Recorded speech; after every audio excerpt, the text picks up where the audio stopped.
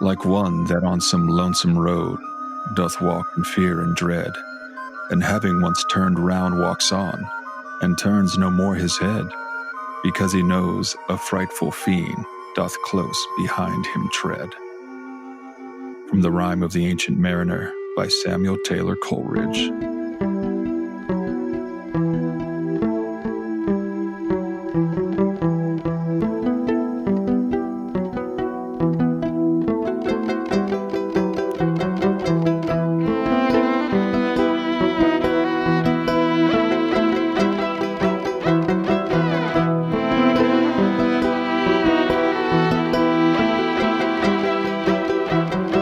It's that time once again. Hey to all you folks out there in the hinterlands. I'm Roq, and this is my co-host Max, and as always, we're going to be your guides as we traverse the halls of all things supernatural over here on Nightmares and Daydreams. Yes, welcome. Here at Nightmares and Daydreams, Roq and I are going to discuss and debate our way through all things paranormal, legendary, and monstrous. And as always, fun. Yes, Max. As we always say, fun is important. It's the best. I agree. Fun is the best, but you want to know it's not funny. What's that? Walking home after a night out, minding your own business, only to hear soft footfalls behind you. And as you turn around, you're faced with a massive black dog with eyes of fire and white fangs glinting in the moonlight. And he's staring right at you. Puppy. That's all kind of nope right there. That's all kind of nope, like you said. You know, you probably should have just taken the Uber, huh?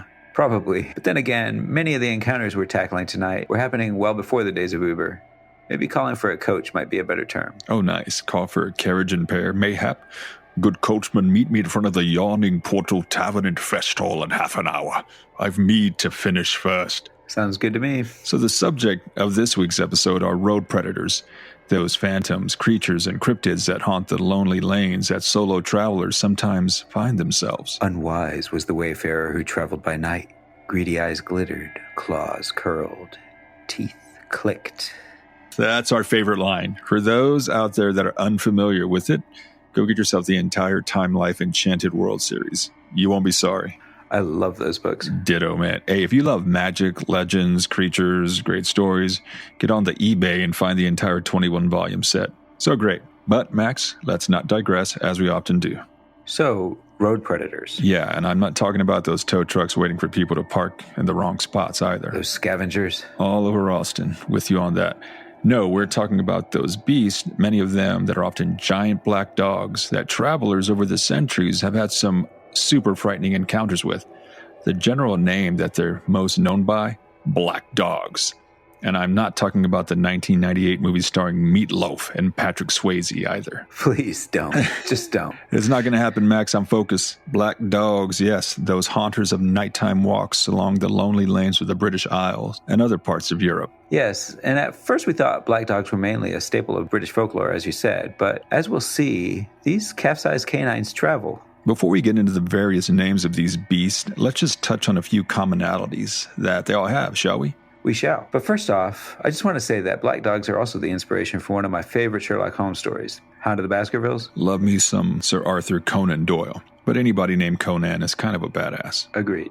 So, the commonalities? Okay, most of these, well, some people call them entities, bogies, or spirits, and other folks call them straight-up monsters. I like monsters. We need more monsters on this podcast. Fair enough. So these monsters, as we'll call them, have a few traits that they all seem to share. First and foremost is that they're all only sighted at night and almost always encountered by lone travelers on deserted roads, patrolling the lonely lanes for those foolish enough to be out and about by themselves. Classic monster behavior. Agree. Secondly, after they appear, one must never interact or attack them or try to drive them away. Once they're at your side, just keep your eyes on the road and keep on walking, as hard as that may seem. So what happens if folks try to drive them off? Several things. The worst of them is death or a wound that never heals, and the least is sickness or bad luck. Pretty bad. So let walking dogs walk. These monsters sound like the perfect enemies of mailmen around the world, right? It's a good thing they only deliver mail during the day, and black dogs are, for the most part, I think, only sighted at night. Right. A capsized dog is the last thing a mail carrier wants to see on the daily rounds. Agreed. Anything else? Well, the last characteristic is that of an omen or harbinger. So, like the banshee? Just so, yeah. And in some cases, it's believed that merely seeing one of these beasts portends death. usually within a year, so not friendly or super positive. Not friendly at all. They're pretty much the anti-lottery Labrador. Let's just get that out there. and also, just because we're not all doom and gloom, there have been instances where black dogs have appeared to lost travelers and have guided them back to safety. So maybe it just depends on their moods. Yeah, like if they had their walkies and treaties for the day, maybe they're more inclined to help people. Walkies and treaties make everything better. In all seriousness, I wonder what makes one black dog a good boy or a naughty boy. That's one thing we always ponder. Who's making up the rules that these supernatural creatures must abide by? I guess we'll probably never know. Agreed, and that's what makes the supernatural realm so damn interesting. That's why we do this. For sure. So, kind of like hags, I like the different names that these creatures have.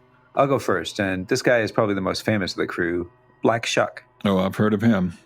Black Shuck is large, about the size of a donkey. Some tales say he only has one eye. Now, whether he has one or two eyes, accounts say his eyes glow a fiery red and emit showers of green or red sparks. Well, that'll get your attention. Yeah, for sure. And he haunts East Anglia in England. And we posit his name comes from the Anglo-Saxon word, skuka, meaning demon. He patrols the salt marshes and coastlines, riverbanks, dunes, graveyards, searching for travelers out after dark. Call that Uber. In Suffolk and Norfolk, seeing Black Shuck is a bad omen. He invokes death and sickness. That said, in Essex, maybe he just likes Essex people better, but he's known to guard travelers from attack and guide them to safety. There we see the duality of Black Shuck being both predator and guardian. Really interesting. Okay, so I'm going to bring up the Barghest. Nice. Barghest, another old school D&D monster. The best monsters are old school D&D monsters. Okay, the Barghest is another huge black dog, and he haunts the northern English counties of Durham, Northumberland, and Yorkshire. This guy has horns, fiery eyes, and fangs, and can be as large as a bear. And in some accounts, it drags a chain, while in others, it's wrapped in chains. It reminds me of Marley's ghost in A Christmas Carol. Absolutely, and sometimes you can hear the chains well before the Barghest arrives. So this guy also does the portent of doom thing. He brings bad luck, disease, and disaster when he's sighted. Also, he sets all the dogs in the area around Leeds howling when anyone of stature was about to die. Wow, very banshee-like these monsters. Yep. What's next? A black dog story? All right.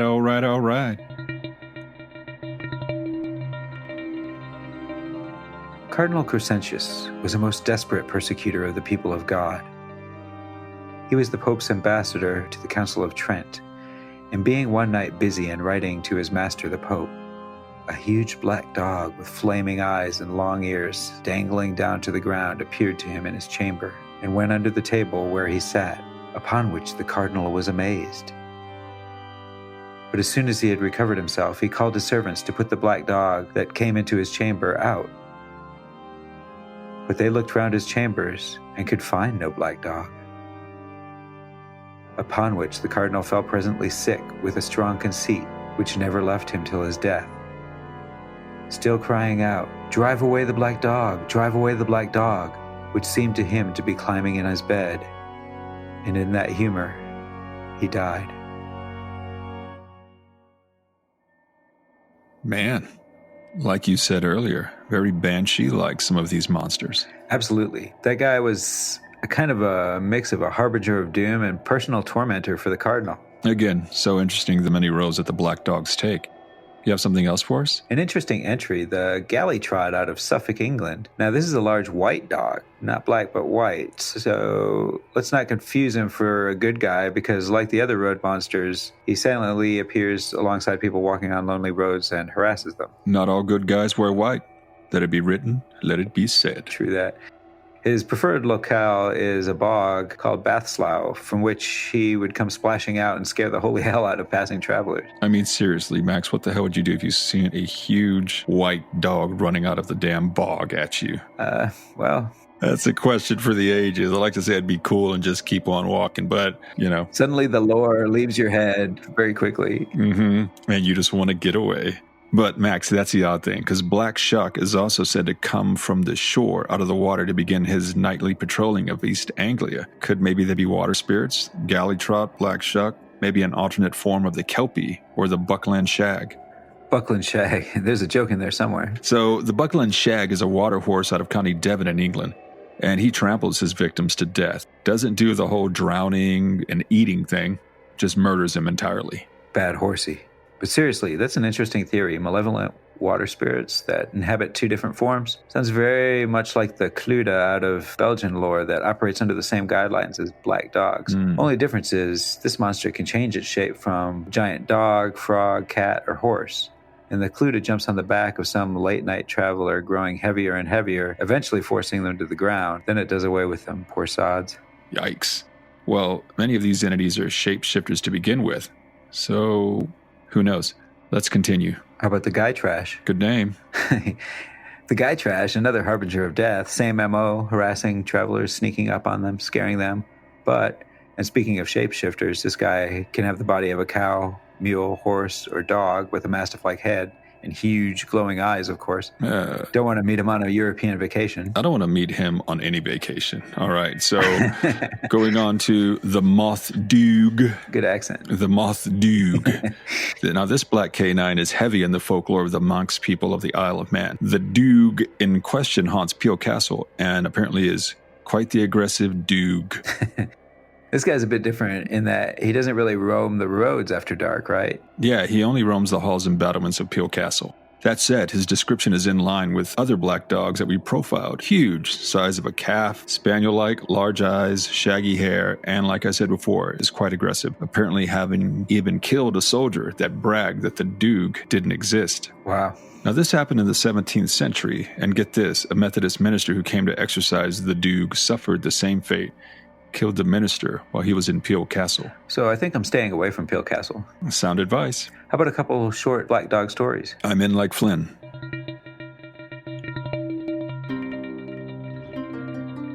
A schoolmistress noticed as she was riding her bicycle a large black dog accompanying her as she rode back home to Manton after visiting Lincolnshire on many occasions. The dog would arrive without the woman noticing, only that she was vaguely aware that the creature was there trotting alongside her in the grass. The black dog would depart in much the same manner, being there one moment and gone the next. The school mistress made inquiries in town, asking if anyone owned such a large canine, only to be warned of the ill omens that local legends attached to black dogs. The schoolmistress, for her part, always felt comforted by the dog's presence, never having once felt threatened or in danger.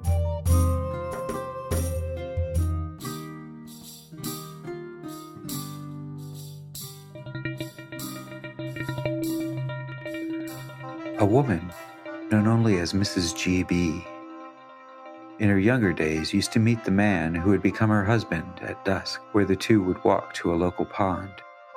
From there, the two lovebirds would each return home in different directions. The young woman would take the road to Blyborough Fish Pond in the village of Grayenham alone. One night, after meeting her sweetheart, she was heading home alone, as she always did, only to become aware that a large black dog was padding silently behind her. Annoyed, she waited for the beast to catch up with her. When it did, she lashed out with her umbrella, only to find that the blow went right through the spectral canine. The black dog continued walking beside her until the ash tree at Chapel's Lane, where the creature disappeared, leaving her unharmed.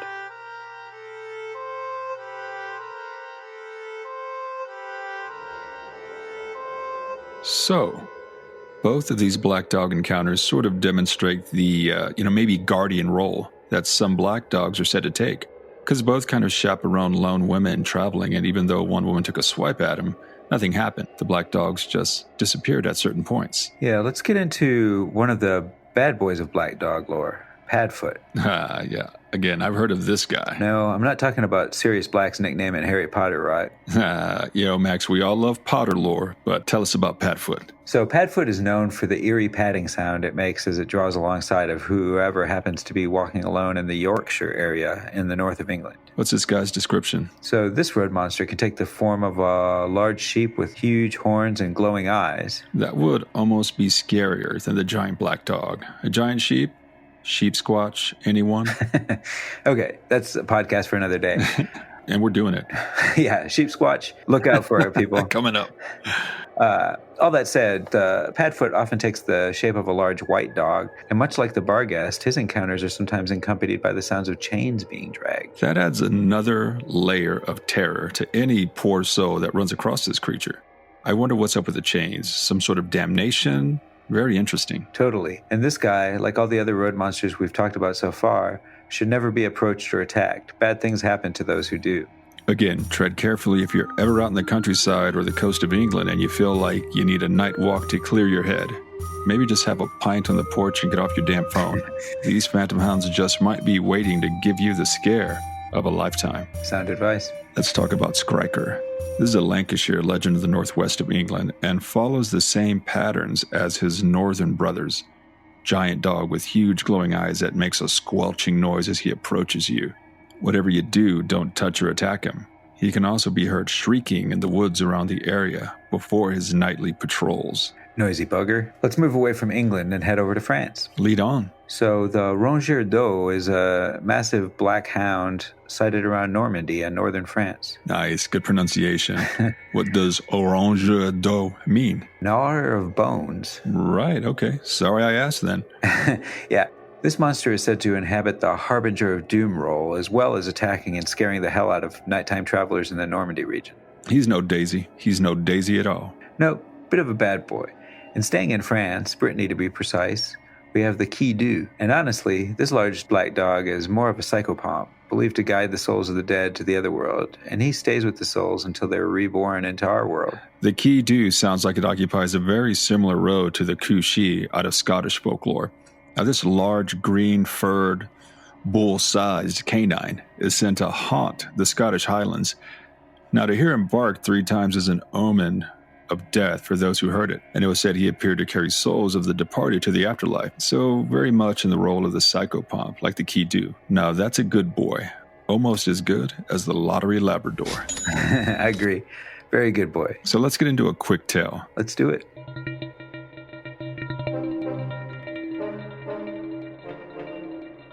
Bungay Market, Suffolk, displays a weather vane with a large black dog alongside a bolt of lightning, which commemorates one of the only chronicled black dog attacks in the world. Reverend Abraham Fleming wrote about the encounter in A Strange and Terrible Wonder. Between the hours of 9 and 10 in the morning on Sunday, August 4th, 1577, a black dog was reported to have invaded St. Mary's Church of Bungay near Norwich, bursting through the front doors during a lightning storm. The beast slew 2 churchgoers who were kneeling in prayer. The killing of the 2, a man and a boy, caused the church steeple to collapse through the roof, where the hellish canine exited the place of worship. And if anyone doubts the account, scorch marks were made by the black dog's claws and remain on the north door, which can be seen to this day. The beast then traveled 12 miles to Blythburgh, where it appeared in the Holy Trinity Church, and there it killed 3 more parishioners, as well as injuring members of the congregation there. He flew with wonderful force, to no little fear of the assembly, out of the church in a hideous and hellish likeness. While some thought the devil hound a lost member of the wild hunt, many witnesses claimed the beast was a hellhound, an emissary of the devil itself.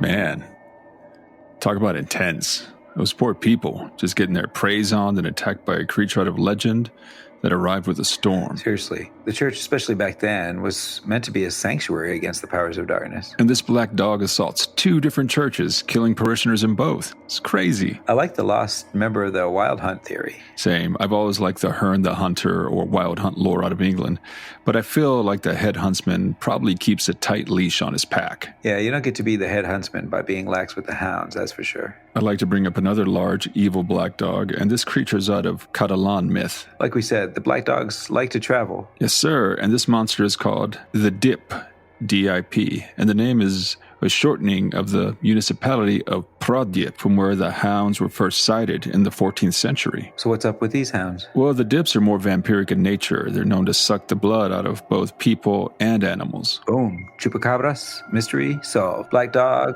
Sounds familiar. Yeah, seriously. Black dog like chupacabras sighted down south of us near Cuero, Texas. Obviously a dip. Look at us, man. The Dips have moved from Spain to Cuero. I mean, that's pretty much the same thing. We're just here, having a show, solving cryptid mysteries right off the bat. Travel Channel, Max and I are ready for a close-up. Give us a call. Definitely not ready for my close-up. Me neither. Okay, so the dip myth eventually made its way onto the iconography of the Church of St. Marina, where her statue was held aloft by 4 dips, showing the power of good over evil. Very cool. So let's stay with Latin folklore and talk about the Cadejo. Nice. I love the legend of the Cadejos. Now we're moving across the pond to Central America. Yes, we are. Nice to get away from Europe every now and then. Yeah, let's have some tacos and tequila. After the show. Fair enough. You're buying. All right. The Cadejo is a black dog out of Central American lore, as we said, talking Mexico, Guatemala, El Salvador, though the legend is spread a little further south and north, and it's still a strong Central American belief. Cool. So does the Cadejo hit all the same marks as his English cousins? Yeah, for the most part. He's huge, size of a small pony, shaggy-haired, goat hooves, blazing red eyes. You know, for the most part, typical stats for a black dog patrolling the lost roads at night for solo travelers, except maybe for the hooves. The similarities kind of end there, though, because the Cadejo has a few characteristics that are uniquely his own. One thing is, he's often accompanied by the smell of rotting meat. Gross. Cadejos, like most black dogs, cannot be killed. Par for the course. But they can be driven away. Ah, well, that's new. So how does that happen? Asking for a friend that's about to hike through Central America. They can be dispelled by a good-hearted man wielding an iron machete. Okay, random. You know, hey, I wonder if a good-hearted woman wielding an iron machete will do the same trick. One can only guess. So now another thing in Cadejo lore, as opposed to the European black dog legends, is that sometimes Cadejos appear in pairs, a black and a white Cadejo. The white Cadejo is good and protects travelers, vagabonds, and drunks on the way home. That white Cadejo was my spirit animal. And the black Cadejo, sometimes thought to be the devil himself, tries to kill the travelers. That's harsh. You know, you just go straight past terrifying travelers to outright killing them, unless the white Cadejo is there to save them. And just like the English black dog lore, sometimes the roles are reversed, with the white Cadejos being the evil ones and the black Cadejos are the good guys. Like we said earlier, the good guys don't always wear white. So interesting. The roles of the black and white dogs play in the midst of these creatures. Again, with the duality, the black and white dogs, good and evil, almost a yin-yang, like these black dogs are balancing each other out when the white dogs come out. True. And with few exceptions, it seems that if you leave the dogs alone, they might just leave you alone. Eyes forward, folks. No touching the black dogs as they do their bloody best to scare the living hell out of you. Really, you should never try to touch service dogs while they're working. Exactly. They're just doing their job, people. They may just be walking by your side along these lonesome roads, guarding you from the real evil that's actually stalking you. Ooh. Evil that our pathetic human senses can't even fathom. You scared me, Max. Just hypothesizing, Rock. We never know. True enough. So, guys and girls, that's going to do it for us this time around. And thanks for hanging out and spending your valuable time with Max and myself. Please tell your friends about our little podcast. Yes, indeed. If you like what we're doing, spread the word. Give us a shout out on Twitter. Visit us at nightmarespodcast.net and check out our Facebook page. And if you're so inclined, or even if you're not, but are persuadable, please head over to Apple, give us a nice review and a 5-star rating. They really, really help. Max is not lying. He lies on occasion, but he's not lying here. Those 5-star reviews really help us get noticed, so we really appreciate it. And gang, the music for our show is Calliope's Call by the lovely and talented Teresa Joy. As always, find her at Viobrite, Viobrite, on the gram and Facebook. And lastly, as always, sweet dreams.